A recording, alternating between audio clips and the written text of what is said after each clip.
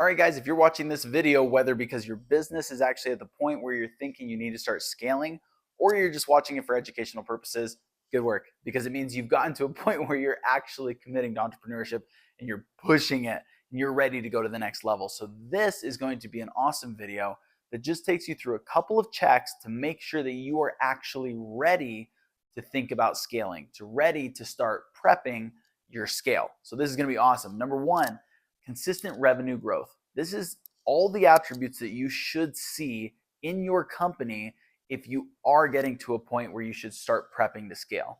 So number one is consistent revenue growth, meaning you guys are getting so many sales and it's very consistent. We're not looking for ups and downs where you're going, man, we've had 2 months where we're up, or 3 months. Man, I think we're starting to kill it. Let's scale. No, and you'll know that it's not the right thing because when you check these other things, if you're having ups and downs, it's going to be because one of these other things is not actually in place. If all of these are in place, you probably have some amazing consistent revenue. So number two is profitability. There is no reason under the sky that you would want to grow a company that is not actually producing profits. Yes, there are some situations where you might say, oh, well, we'll get profitable later, or this or that. And there's exceptions like Amazon where they go decades without being profitable until they eventually finally become profitable. But for the sake of 99% of your businesses, if it is not currently producing a lot of profit, you are not going to want to scale that business because you are just going to create a bigger job for yourself for the same amount of no profit. So profit, consistent revenue, strong market demand. This one cannot be biased. This one has to be data based. You have to go through and say, according to the data, according to the experts, is there actually a strong market demand for this? How large is our market? Is our market growing consistently? Is it in our area? Can we actually sell to that market? So double checking to make sure that it is a strong market demand for what you're going to do. Because if you guys end up throwing a ton of money into the company, but you can't actually sell more because there's not actually the demand there, it means you just made a huge organization, kind of like getting a car that gets 4 miles to the gallon and you've got a long trip now, and it's just going to cost you more and you're not really going to get more out of the trip. So strong market demand. Operational efficiency. This is insanely important.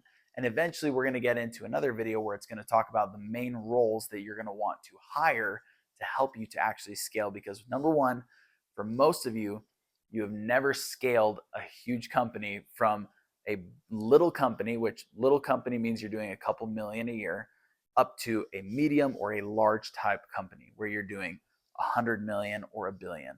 So just bear with me. You've never done this, meaning you're going to want to hire some A players who have done it to help you do it successfully so you don't blow it. So operational efficiency is going to be huge because as you're going to begin to scale, you're going to want to have your operations dialed in because you don't want any inefficiencies anywhere in your company, especially in production of product. Because if you start getting mass amounts of orders because you pump more money into your marketing, into your operations, you're now going to have a larger demand and you need to have that good customer experience. You need to get that product out quickly. And so you do not want to have any inefficiencies anywhere in your company. Repeatable sales processes. This is something that you should have proven pretty well if you're starting to think that you want to scale, meaning you should be able to rely on your sales processes to create that consistent revenue growth every month. Customer retention. This is humongous. There is no reason to start scaling your company if you're just losing your customers. If you are keeping customers and you're having repeat customers, it means that you've actually gone through the videos in the previous section about establishing your business and creating good customer relationships, and you've nailed it. And you have customer retention strategies and everything else to make sure that you are keeping all of these customers and you're extending that lifetime value of the customer. Strong team and leadership. This is huge. I cannot stress this enough. If you don't already have a good culture in your company and strong leadership and a strong team, do not try and scale, period. You need to train up, you need to get solid, you need to make sure the culture is established, or else when you start to scale and you start hiring quickly, because often you have a great demand for more employees, more talent that you need to hire in, and you need established trainings, you need established cultures, core values, mission, everything to make sure that as you grow, that it doesn't start to get too off. Because just like a garden, you're going to have these new employees, and some of them are going to be weeds, and you need to pluck them quick and go hire more people that are actually part of your mission, actually reflect your core values, that can take the trainings and follow the processes and actually help you scale. So strong team and leadership. Market position. This is humongous. If you don't have some sort of unique value proposition, some sort of intellectual property, or something that has helped you to position yourself on that great market demand, then you don't really want to scale. You have to have something, because otherwise, again, like in the beginning, you don't want to just be another Me Too product that has some sort of bigger budget and so you can push it more.